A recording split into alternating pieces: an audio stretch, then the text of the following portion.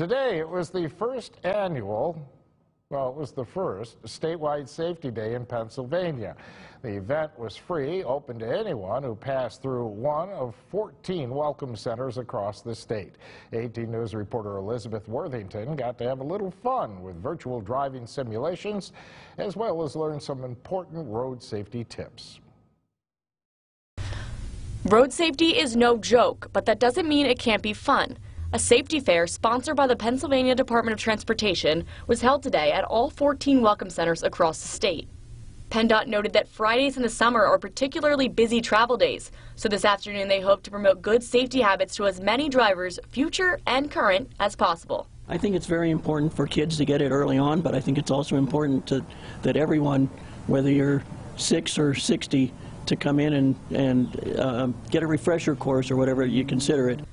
There was an impaired driving simulator, a concussion simulation, and kids of all ages could check out the police cars and fire trucks and talk with some local first responders who could hopefully instill some safe habits in our next generation of drivers.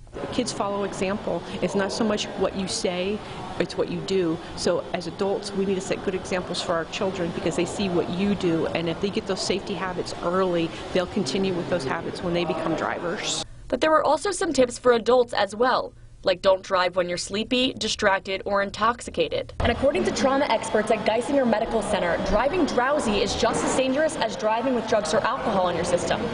This tip was personal for Geisinger Medical Center, and it's what inspired them to get involved. A couple months ago, unfortunately, we had a couple of employees from our area that had, one was coming into work and one was leaving work on a night shift, fell asleep at the wheel, hit the other employee head on, and they both died at the scene. And it really sent a wave and a message through all of our employees how important it is, coming off a night shift to be careful and rest maybe before you leave. When you're least expecting it, something can happen. So it's always good to be prepared and keep safety on your mind all the time. The hope is that through fun and engaging activities, kids pick up safe habits early, so that if their flying, self-driving car of the future breaks down, they'll be ready. Now, PennDOT hopes to hold this event again next summer, but if you're interested in trying out any of the activities you saw today, you can contact PennDOT and get that virtual driving simulator at your next event for free.